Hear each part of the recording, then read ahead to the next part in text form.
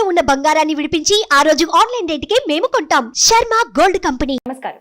ప్రస్తుతం మనతో పాటు ఇస్కాన్ టెంపుల్ నుంచి ప్రణవానంద ప్రభుజీ ఉన్నారు. వారు ముంబైలోని గోవర్ధన్ ఇకో విలేజ్ ఆశ్రమంలో సేవ చేస్తూ ఉంటారు. వివిధ మాధ్యమాల ద్వారా శ్రీకృష్ణ తత్వం గురించి, వారి లీలల గురించి, అలాగే రామాయణ మహాభారతాల గురించి కూడా ప్రవచనాలు ఇస్తూ ఉంటారు. ఎంతో మంది ఆ ప్రవచనం విని మార్పు, అంటే వాళ్ళ జీవితాల్లో మార్పు చూసిన వాళ్ళు, అలాగే మారాలని కోరిక ఉండి విన్నవాళ్ళు, ఇలా చాలా మందిని చూస్తూ ఉన్నాము. రకరకాల అంశాలపైన ప్రభుజీ మాట్లాడుతూ ఉంటారు. అయితే ఇవాళ ప్రత్యేకించి ఒక శుభ సందర్భం గురించి మాట్లాడుకోబోతున్నాం. జనవరి 22వ తారీఖున ఆ శ్రీరాముల వారి పునః ప్రతిష్ఠ జరుగుతోంది అయోధ్యలో. ఈ అంశం గురించి మాట్లాడదాం. ప్రభుజీ, హరే కృష్ణ. హరే కృష్ణ. నమస్కారం అండి. నమస్కారం. ఎలా ఉన్నారు? బాగున్నా, మీరు ఎలా ఉన్నారు? చాలా చాలా బాగున్నాను. చాలా శుభ సందర్భం ఇది. ఈ కొత్త సంవత్సరంలో మొదటి, అంటే ఒక 10 రోజులు 20 రోజుల్లోనే ఒక గుడ్ న్యూస్ వింటున్నాం మనం. ఎప్పటి నుంచో వింటున్నప్పటికీ ఎప్పుడెప్పుడా అని 1000 కళ్ళతో ఎదురు చూస్తున్నటువంటి ఆ సందర్భం జనవరి 22వ తారీఖున రాబోతోంది. ఆ శ్రీరామచంద్రుని పునః ప్రతిష్ఠ మహోత్సవం. నిజంగానే నాకైతే ఎప్పుడు చూద్దామా వారిని అని ఉంది. ఆ అదృష్టం ఎప్పుడు వస్తుందో మరి. అంటే ఈ విశేషాల గురించే మీతో మాట్లాడాలి అనుకున్నాం ప్రభుజీ. ఆలయ నిర్మాణం కానీ చాలా అంగరంగ వైభవంగా జరుగుతుంది. ఆ కార్యక్రమం కూడా అంతే వైభవంగా చేయాలని ప్లాన్ చేస్తూ ఉన్నారు. అలాగే అందరికీ వీలు కుదిరేలాగా ట్రావెలింగ్కి అన్నిటికీ ఏర్పాట్లు అయితే జరిగిపోయాయి. ఇంకా కొద్ది రోజుల్లోనే మళ్ళీ ఆలయం ప్రారంభం అవుతోంది, పునః ప్రారంభం కాబోతోంది. ఆ ప్రతిష్ఠ మహోత్సవం, వీటి గురించి ఏం చెప్తారు? అసలు అయోధ్యలో ఏం జరిగింది, ఇప్పుడు ఏం జరుగుతోంది అని అంటే ఏం చెప్తారు? మనందరికీ నిజంగా ఇది ఒక హ్యాపీ న్యూ ఇయర్.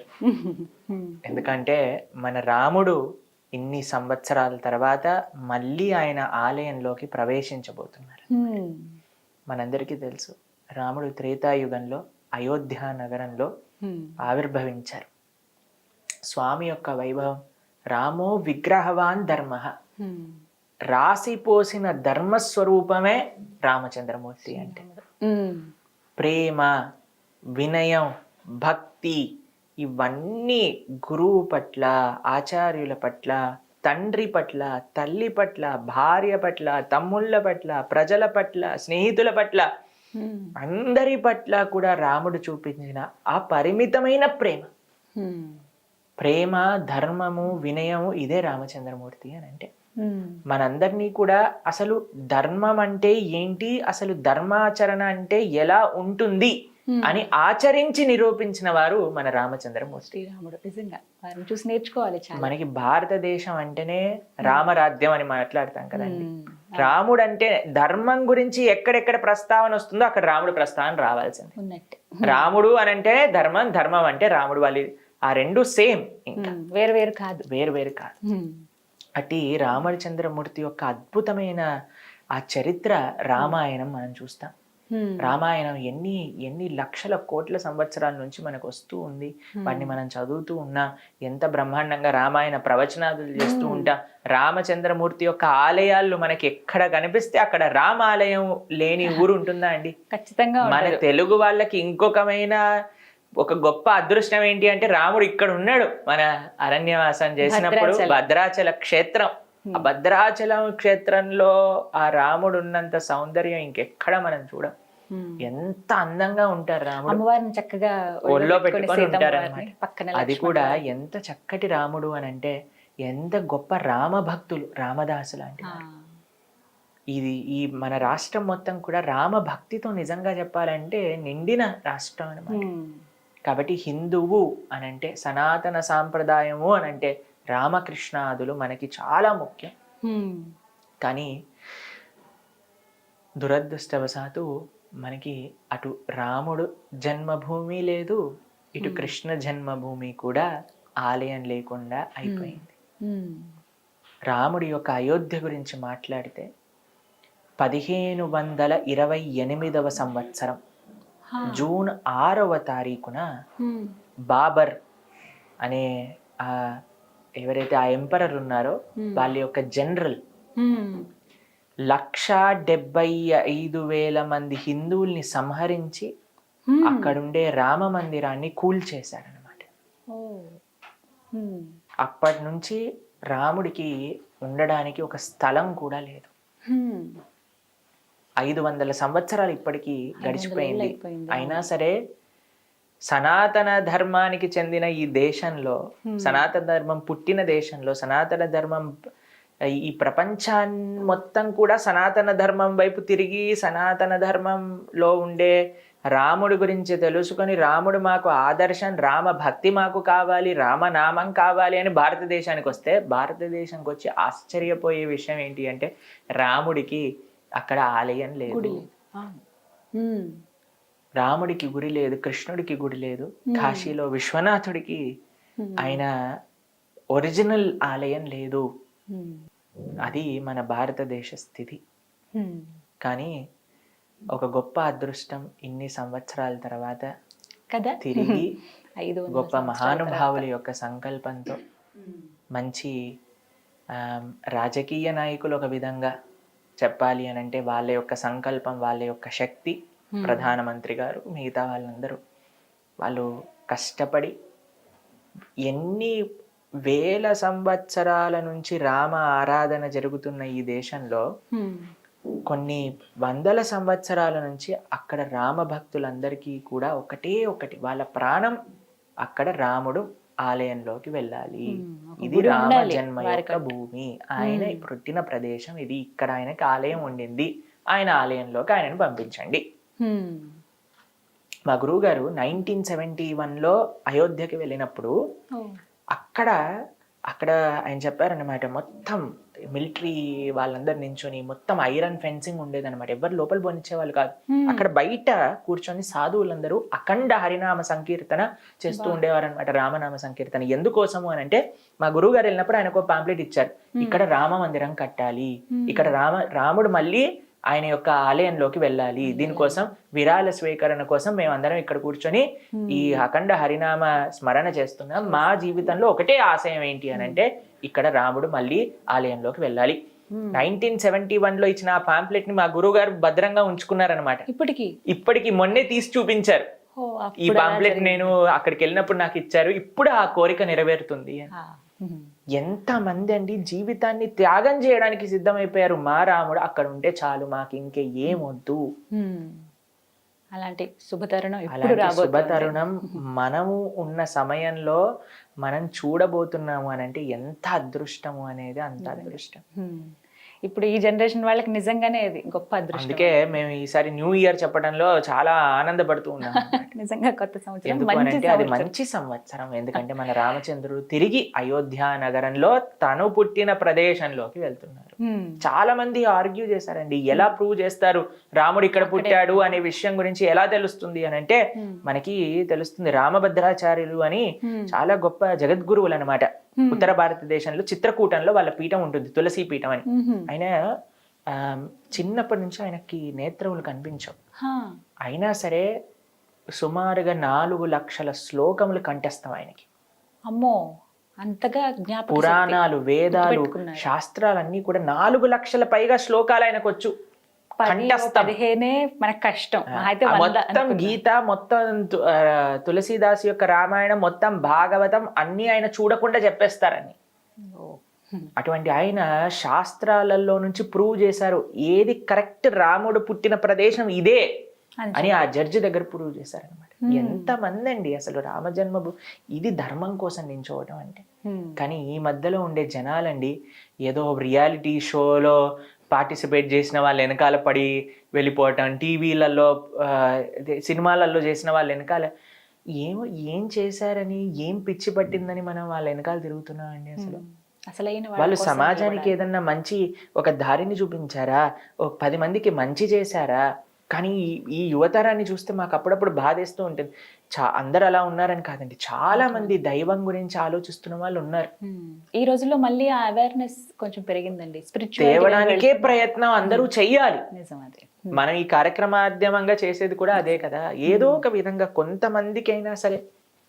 ఈ రోజు మమ్మల్ని ఒకళ్ళు అడిగారు, ప్రభుజీ కొన్ని చాలా లక్షల మంది చూడొచ్చు, కానీ కొన్ని ఏవి చూడకపోయినా సరే మీరు వెళ్తారా చెప్పడానికి అని అంటే నేను అన్నాను, ఒక్కళ్ళు మనస్ఫూర్తిగా నేను చెప్పే మాటలు విన్నా సరే మేము వెళ్తాం అక్కడికి. ఎంత ఉపయోగం అవి. కళ్ళు మారినా చాలండి మాకు జీవితంలో. మా మొత్తం చేసే ప్రయత్నం ప్రొద్దు నుంచి రాత్రి దాకా మేము కష్టపడింది ఒక్క వ్యక్తి అయినా సరే, ఒక్కసారి అయినా సరే రాముడి గురించి కృష్ణుడి గురించి ఆలోచించారా అంటే నా జీవితం తరించినట్టు. మీకు అలాంటి అనుభవం ఏదైనా ఎదురైందండి?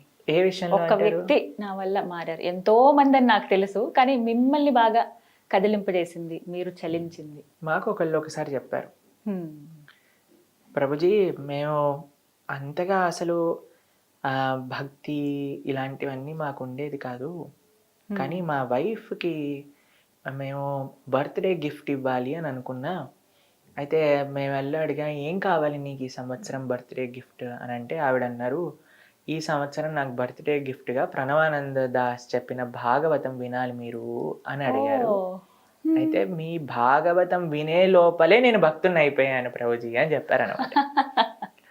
ఇలాంటివి విన్నప్పుడు మాకు చాలా ఆనందం వేస్తుంది, అరే మేము ఒకళ్ళ జీవితంలో ప్రభావితం చేయగలిగామే అని. లేదా చాలా మంది చెప్తుంటారు, ప్రభుజీ మేము సూసైడ్ చేసుకునే పరిస్థితిలో ఉన్న వాళ్ళం, మీ ప్రవచనాలు ఏదో ఒక విధంగా మమ్మల్ని ఉజ్జీవింపజేశాయి, మేము ఇప్పుడు ఎంత చక్కగా మేము ఆనందంగా ఉంటూ 10 మందికి ఆనందాన్ని పంచుతున్నాం. మొట్టమొదట మనం వీడియో చేసినప్పుడు కూడా ప్రభుజీ ఇదే అంశం మాట్లాడుకున్నాం. నిజంగా చాలా మంది అలా డిప్రెషన్లో ఉండి సూసైడ్ దాకా వెళ్ళిపోయిన వాళ్ళు కూడా ప్రణవానంద ప్రభుజీ వారి ప్రవచనం విని, వారు చెప్పినటువంటి కొన్ని వాక్యాలు విని ఇంకా జీవితం ఉంది అయిపోలేదు అని ఆగిపోయిన వాళ్ళు చాలా మంది ఉన్నారు. ఇది వాస్తవం, ఎందుకంటే కామెంట్స్ రూపంలో కూడా కొన్ని చూస్తాం కదా, వాళ్ళ అనుభవాలు చెప్తూ ఉంటారు.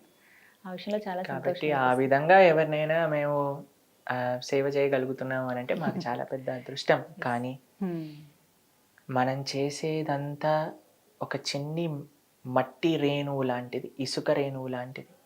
ఇంకా చాలా కానీ ఆ రాముడు వస్తే, ఆ రాముడి యొక్క భక్తి, ఆ రాముడి యొక్క ఆలయం కానీ వస్తే ఇంకెంత మందికి రాముడి గురించి తెలుస్తుంది. ఎలా ఉండబోతుందని మీ భావన? అద్భుతం, పరమ అద్భుతంగా ఉండబోతుంది రాముడి యొక్క ఆలయం. రాముడు వచ్చిన క్షణం నుంచి ఇంకా మనకి మన ధర్మం ఇంకా ముందుకు వెళ్తూ ఉంటుంది అన్నమాట. అయితే ఇక్కడ మీకు ఒక విషయాన్ని ప్రస్తావన చేస్తాను. ప్రతి ఒక్క హిందువు కూడా ఒక గొప్ప పండుగలాగా, ఒక గొప్ప ఉత్సవంలా చేసుకోవాలి అని అందరూ చెప్తున్నారు. మన ప్రధానమంత్రి గారు కూడా అదే విషయాన్ని అందరికీ పిలుపుగా ఇచ్చారు, దీపావళి చేసుకోవాలి అని చెప్పారు ఆయన. రాముడు అయోధ్య వదిలి వెళ్ళినప్పుడు అటండి, కడుపులో ఉండే శిశువులు కూడా ఏడ్చాయట, రాముడు అయోధ్య వెళ్ళిపోతున్నాడు అని. చెట్లన్నీ రాముడు వెళ్ళిపోతున్న వైపుకి వంగిపోయి వంగిపోయి వంగిపోయి 14 సంవత్సరాలు పూలే విరుచుకోలేదట, ఒక పండు కూడా కాయలేదట. ఇంట్లో ఉండే చిన్న చిన్న ప్రాణులు, పిల్లులు, ఇవి కూడా రాముడి వైపే ఏడుస్తూ ఏడుస్తూ వెళ్ళిపోయాయట. ఒక్క పండుగ, ఒక్క ఉత్సవం రాముడు లేక అసలు అయోధ్య వాసులందరూ కూడా అంతా బాధపడ్డారట. కానీ ఎప్పుడైతే రాముడు వస్తున్నాడో ఆనందంతో వాళ్ళప్పుడు 14 సంవత్సరాల తర్వాత దీపం వెలిగించి తోరణం కట్టుకొని ముగ్గేసి రాముడిని స్వాగతించారట. కాబట్టి మనకి దీపావళి రాముడి యొక్క స్వాగతం. నిజమైన దీపావళి జనవరి 22. ఎందుకంటే రాముడు నిజంగా మళ్ళీ తిరిగి ఆలయంలోకి ఆ అయోధ్య వైభవం ఆ రోజు ప్రకాశింపబడుతుంది అనమాట. కానీ కేవలం రాముణ్ణి ఆలయంలోకి పంపించి మనం పని మనం చేసుకోకూడదు, రాముణ్ణి మన హృదయంలోకి స్వాగతించాలి.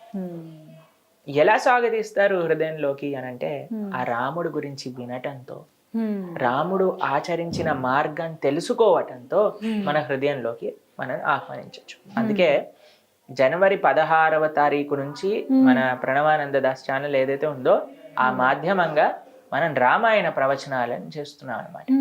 16 తారీఖు నుంచి స్టార్ట్ అవుతుంది. మొత్తం పూర్తి రామాయణాన్ని మనం చెప్పుకోబోతున్నాం, రాముడి యొక్క ప్రతిష్ట.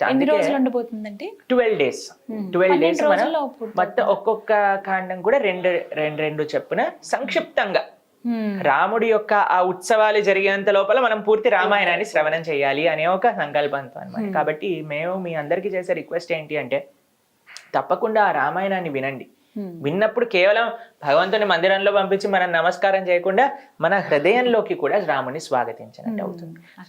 రాముని హృదయంలోకి హనుమంతుడిలాగా హృదయాన్ని చీల్చుకొని స్వాగతించలేం కదండి.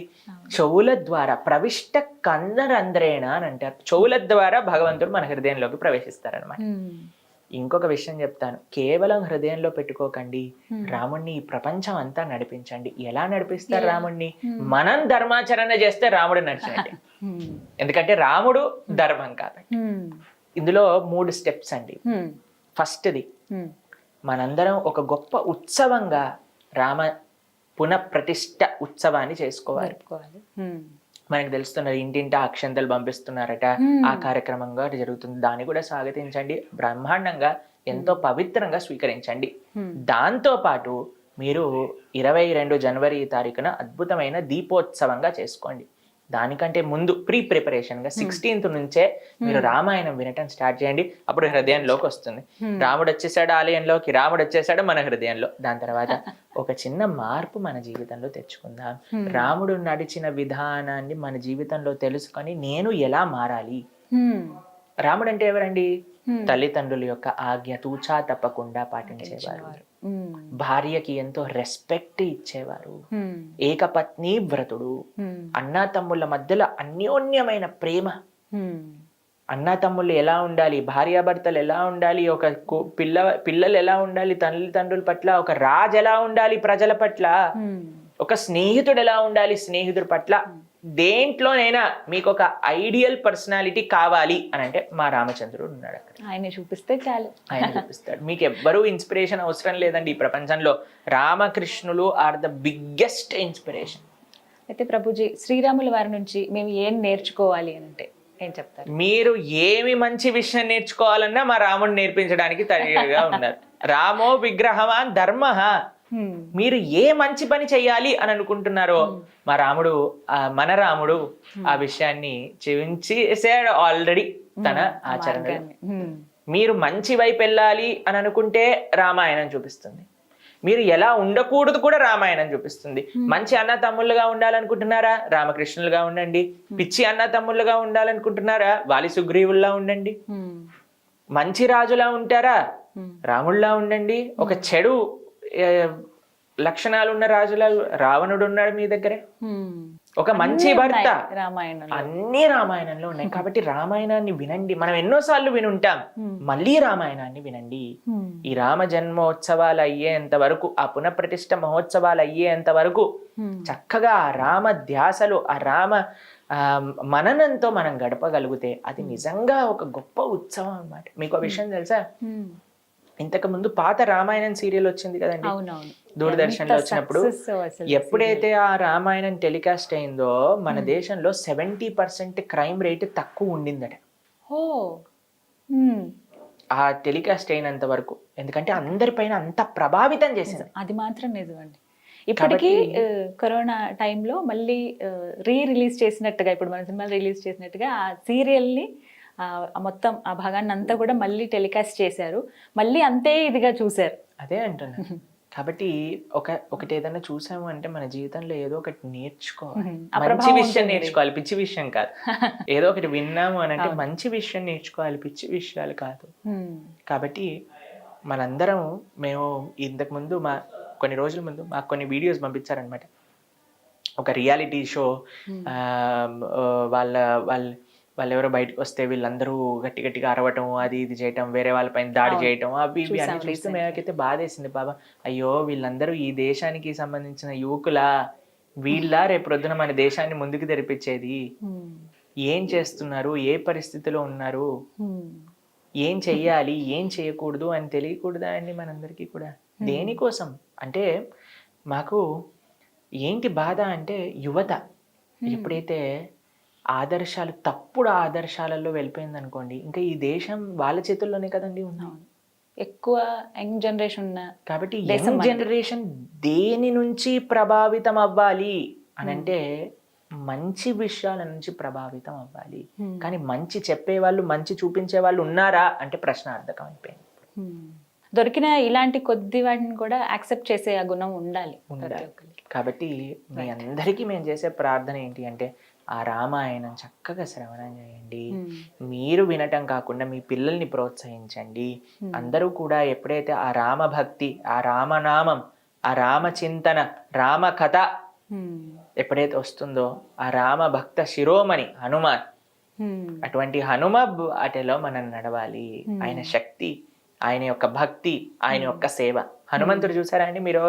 ఒక స్వరూపంలో మీరు చూసారనుకోండి, హనుమ ఒక దగ్గర గద పట్టుకొని ఇంకో చేత్తో ఇలా పర్వతాన్ని పట్టుకొని హృదయంలో సీతారాములు మనకి అలా ఒక అద్భుతమైన మా ఆశ్రమంలో ఉండే హనుమ కూడా ఇలానే ఉంటాడు. అయితే హనుమ ఈ స్వరూపంతో ఏం సూచిస్తున్నారు అంటే శక్తి. మన జీవితంలో ధర్మం ఆచరించాలి అంటే శక్తి కావాలని, ఆ శక్తి మన దగ్గర ఉండాలి. ఏం జీవితంలో సాధించాల్సిన సరే మనం సాధించగలిగిన శక్తి మన దగ్గర ఉండాలి. ఈ శక్తితో పాటు కావాల్సింది భక్తి, హృదయంలో భక్తి. హృదయంలో భక్తి, మన జీవితంలో సాధించడానికి శక్తి రామసేవ. కేవలం భక్తి హృదయంలో దాచుకొని ఓ నేను ప్రేమిస్తున్నాను కాదయ్యా, ఏదో ఒకటి సేవ చెయ్యి. ఇలా పర్వతాన్ని పట్టుకొని తీసుకెళ్తున్నారు హనుమ రామసేవకై. కాబట్టి ఈ 3 మన జీవితంలో ఉండాలి. ఈ రామ జన్మభూమి యొక్క పునఃప్రతిష్ఠ కార్యక్రమంలో మనం స్వామికి ప్రార్థన చేయాల్సింది ఇదే. స్వామి, ధర్మాచరణ చేసే శక్తి నీ యొక్క భక్తి, నీ సేవ మాకు ప్రధానించు. ఇలా ప్రతి ఒక్క హిందువు, ప్రతి ఒక్క సనాతన సాంప్రదాయానికి చెందిన వారందరూ కూడా ఒక్కసారి ఆలోచించండి. ఈ ప్రపంచంలో, ఈ దేశంలో, కనీసం ఈ రాష్ట్రంలో ఉన్న వాళ్ళందరూ కూడా ఈ రామ జన్మోత్సవం యొక్క కారణం చేతనైనా రామాయణం వింటే ఎంత మార్పు వస్తుంది జీవితాలు. ఖచ్చితంగా మార్పు వస్తుంది. అలాగే ప్రతి ఒక్కరు కూడా దర్శనం చేసుకోవాలని కోరుకుంటున్నారు. మళ్ళీ ఆ రాముల వారిని అక్కడ చూడాలనే కోరిక ఉంది. కేంద్ర ప్రభుత్వం కూడా రకరకాల ఏర్పాట్లు చేస్తున్నారు అక్కడికి వెళ్ళటానికి. 1 నెల రోజుల కుంభమేళా లాగా చేస్తున్నారు అనమాట. కాబట్టి ఇస్కాన్ తరపు నుంచి కూడా ఒక పెద్ద స్థాయిలో ఫ్రీగా ఉచిత ప్రసాద వితరణ ప్రతిరోజు కూడా 10 నుంచి 15 వేల మందికి అక్కడ ఉచిత ప్రసాద వితరణ కోసం ఇస్కాన్ కూడా అక్కడ అద్భుతమైన క్యాంప్ ఏర్పాటు చేసి ప్రతి ఒక్కళ్ళకి కూడా, వచ్చిన వాళ్ళందరికీ కూడా ప్రసాద వితరణ, అక్కడ చాలా ఆర్గనైజేషన్స్ ఉన్నాయి, అందులో మన వాళ్ళకి కూడా ఒక ప్రదేశం ఇచ్చారనమాట. అక్కడ కూడా వాళ్ళందరూ చక్కగా ప్రసాదాన్ని ఇప్పుడు 20వ తారీఖు నుంచి ఫిబ్రవరి 15 వరకు వాళ్ళు ఆ ప్రసాద వితరణ ప్రోగ్రామ్ ని చేస్తున్నారు అనమాట. కాబట్టి ఈ ఇయర్ లో అన్నిటికంటే best and most proudest moment మనకి ఏదన్నా ఉంది అని అంటే అది 1st జనవరి కాదు, 31st డిసెంబర్ కాదు, మనకి 14th ఫిబ్రవరి కాదు. అది నిజమైన రోజు ఏదన్నా ఉంది, మనందరం సెలబ్రేట్ చేసుకొని, మనందరం if we have to look forward for something, that should be Rama Janmabhoomi యొక్క పునఃప్రతిష్ఠ. అది జనవరి 22. కాబట్టి మీకు మేము చేసే ప్రార్థన, చక్కగా మీరందరూ కూడా ఆ స్వామి ఆ సమయానికల్లా మనందరం ఆ రామ చింతనతో ఉండాలి, ఆ రామ భావనతో ఉండాలి. రాముడి యొక్క సేవ చేస్తూ రాముడి యొక్క ఉత్సవాన్ని మనందరం జరుపుకునేటట్టుగా మనం ఉంటే ఆ రాముడు ఆనందంగా ఉంటారు అక్కడ. దాంతోపాటు కేవలం జనవరి 22 తర్వాత వదిలేయటం కాదండి, ఆ రామ భావన, రాముడు మనకి ఏదైతే ఆయన ఆచరించి చూపించాడో దాన్ని మన జీవితంలో ఆచరిద్దాం, ఆ మార్గాన్ని మనం స్వీకరిద్దాం. ఇది నిజమైన రాముడికి మనం ఇచ్చే గిఫ్ట్ అన్నమాట. కానీ అదృష్టం ఎప్పుడు దక్కుతుందో నాకైతే చాలా కోరికగా ఉంది చూడాలి అని. మొదటి రోజే చూడాలని అలా ఆశ లేదు, కానీ కనీసం ఈ సంవత్సరంలో వెళ్తే చాలా అంతకన్నా. చాలా మంది మమ్మల్ని అడిగారు, ప్రభుజీ మీరు ఒక అయోధ్య యాత్ర తీసుకెళ్ళండి ఈ సంవత్సరం అని. మేమన్నాం ప్రయత్నిస్తాం, తప్పకుండా ప్రారంభం అవుతాయి అవి కూడా, తీసుకెళ్దాం అయోధ్య యాత్ర, రాములల్ల దర్శనం చేసుకుందాం అందరం కలిసి. ఖచ్చితంగా ఆ దర్శన భాగ్యం మాకు కూడా కలిగితే. మాకైతే 1000 కళ్ళతో ఓపిక పడుతున్నా, ఎప్పుడు రాముడు చూస్తా, ఎప్పుడు రాముడు చూస్తా, ఎప్పుడు రాముడు ఆలయానికి వెళ్తాం. మందిరం కూడా చాలా ప్రత్యేకతలు ఉన్నాయండి. ఒక్కొక్క ప్రాంతం నుంచి ఒక్కొక్క వస్తువు తీసుకుంటున్నారు. తలుపులు ఒక దగ్గర గంట, చాలా భారీ గంట ఏర్పాటు చేశారని, స్వామివారి పాదాలు గాని విగ్రహాలు గాని అన్ని ప్రత్యేకమే. మన రాముడికి అన్నిటికంటే బెస్ట్ ఇవ్వాలి కదండి, భగవంతుడికి అన్నిటికంటే బెస్ట్ ఇవ్వాలి కదా రాముడు. కాబట్టి మన అనుకోవాలి అందరం కూడా, మన రామచంద్రమూర్తి, మన సీతమ్మ తల్లి, మన లక్ష్మణ స్వామి, మన హనుమాన్. కాబట్టి మన ఇంటి ఉత్సవంలో, మన ఇంట్లో పెళ్ళవుతే మనం ఎంత ఆనందపడతామో అంత ఆనందపడాలి. ఆ ప్రేమ, ఆ భక్తి రావాలి అని అంటే ఇంకా ఏం మార్గం లేదండి, మీరు రాముడి గురించి వినాల్సిందే. ఆ రాముడి యొక్క తత్వాన్ని మనం తెలుసుకుంటే ఇంకా ఆయనతో ప్రేమలో పడకుండా ఉండలేము ఎవరం కూడా. కాబట్టి ఆ రామాయణాన్ని విందాం. అందుకే అన్నిటికీ సొల్యూషన్ ఏంటి అంటే రామాయణాన్ని వినటం. ఎక్కడెక్కడ ఎవరెవరు బాధపడుతున్నా సరే రామాయణంలో చూస్తాను, రాముడి కథనే వాళ్ళని ఆ బాధ నుంచి బయటికి తీసుకెళ్తాం. సీతమ్మ తల్లి కూడా ఒక క్షణంలో బాధపడింది, బ్రతకటం ఎందుకు అనుకుంది, హనుమ రామకథను వినిపించారు. బ్రహ్మాండంగా ఆనందంగా అయిపోయింది సీతమ్మ తల్లి. కాబట్టి రామకథ, రామనామం, రామసేవ, రామభక్తులు వీళ్ళే మనకి శరణు. చూద్దాం అదృష్టం ఎలా ఉందో అనేది. చాలా చక్కగా వివరించారు ప్రభుజీ. నమస్కారం అండి. హరే కృష్ణ. సుమన్ టీవీలో మీ పర్సనల్ అండ్ బిజినెస్ ప్రమోషన్స్ కోసం కింది నెంబర్కి కాంటాక్ట్ చేయండి.